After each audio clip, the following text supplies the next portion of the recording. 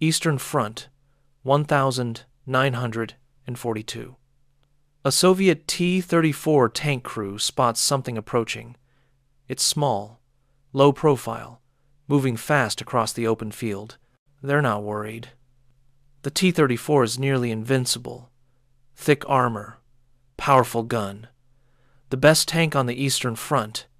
Whatever that thing is, it's not a threat. Then it fires. The 75mm shell punches through the T-34's armor like paper.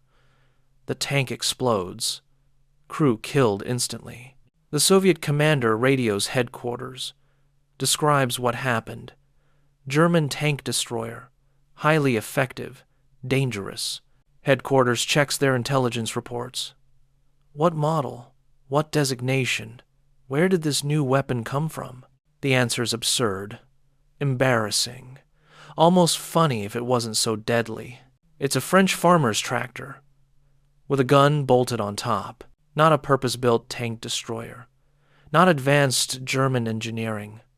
A tractor, the kind used to haul artillery across muddy French fields. Captured in 1940. Sitting in warehouses, doing nothing, until some German officer looked at 300 obsolete tractors and asked the question that changed everything. What if we just put a really big gun on it? No extensive redesign. No years of development. Just a tractor chassis, an anti-tank gun, some armor plates welded around the crew. Done. They called it the Marder, the Marten, a small, fast predator.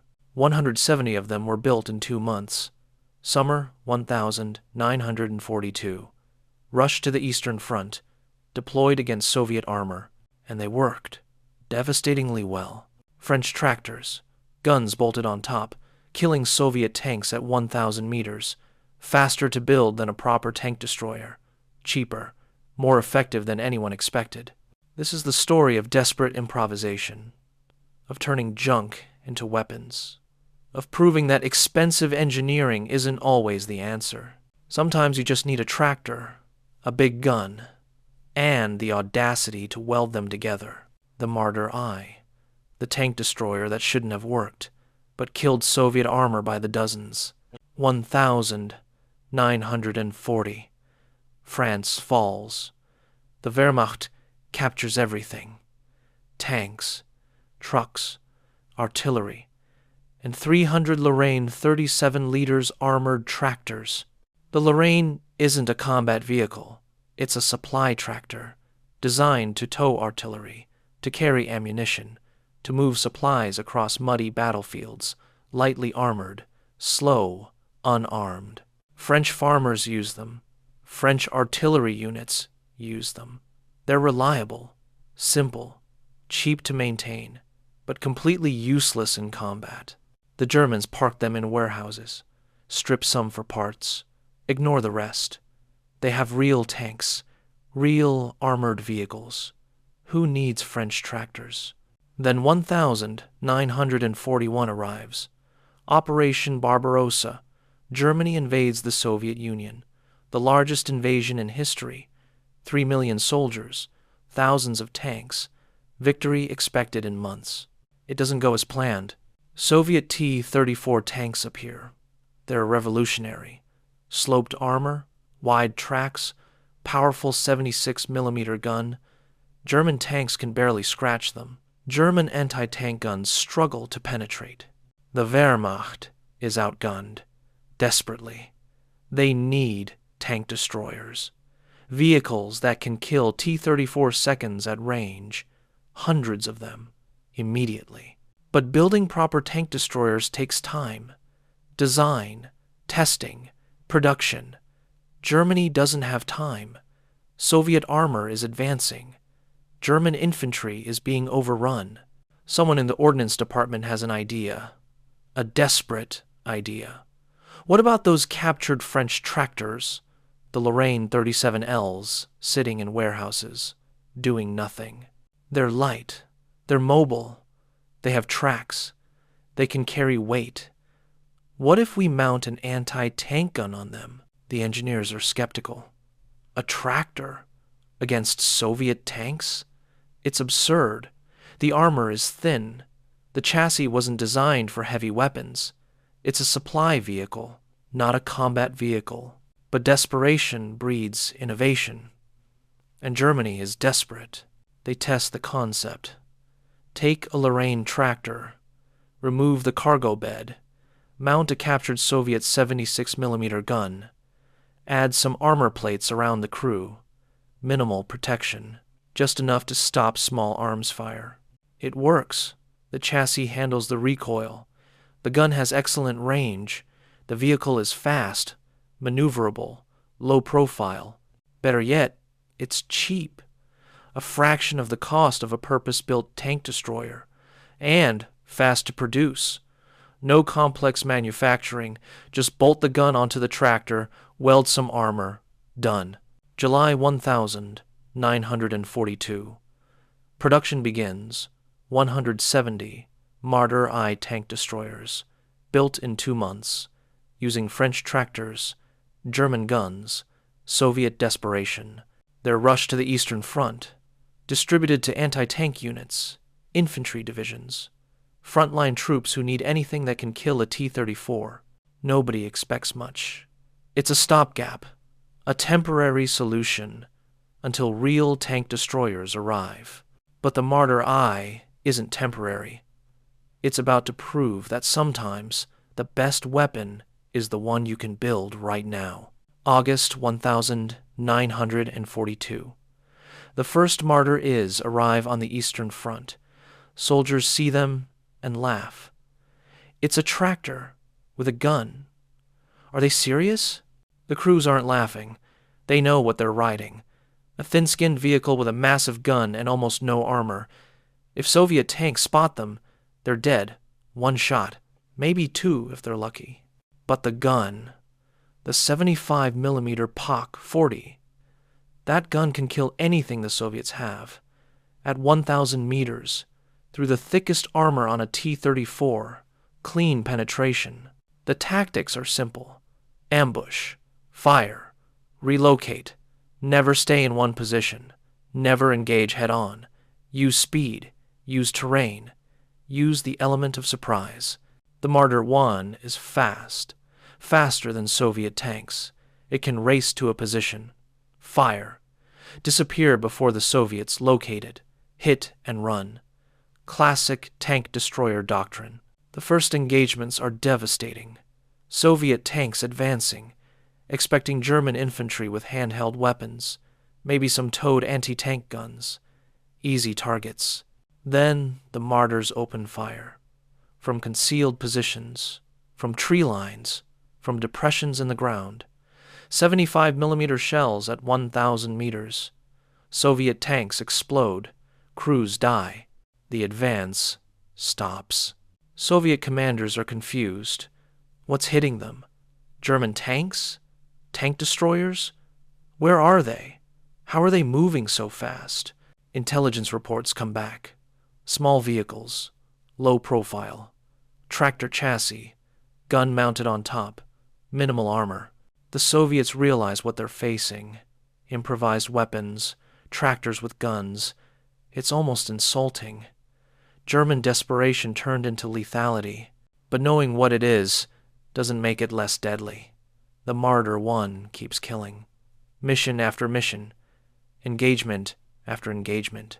German crews learn to love it. Yes, the armor is thin. Yes, it's dangerous. But it works. It kills tanks. It keeps them alive. And it's fast enough to escape when things go wrong. The casualties are real. Marder crews have short life expectancies.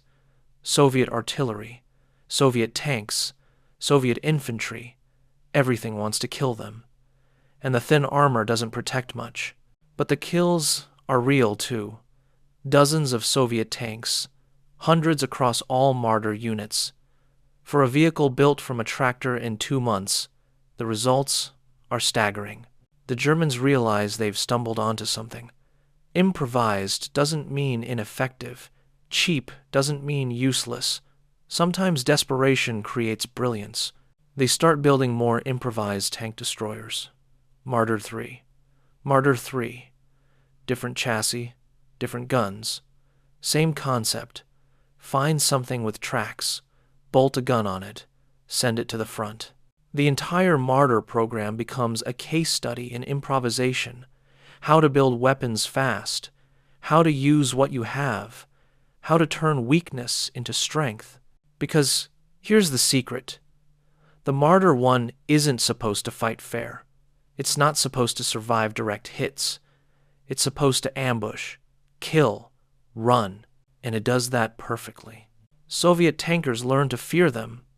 The low-profile silhouette, the sudden appearance, the 75mm shell that means instant death. German Marders become priority targets. Kill them first, before they kill you. But they're hard to kill. Fast, mobile, expendable enough that losing one doesn't matter strategically. Effective enough that each one takes multiple Soviet tanks with it. By late 1942, the Marder I proves its worth.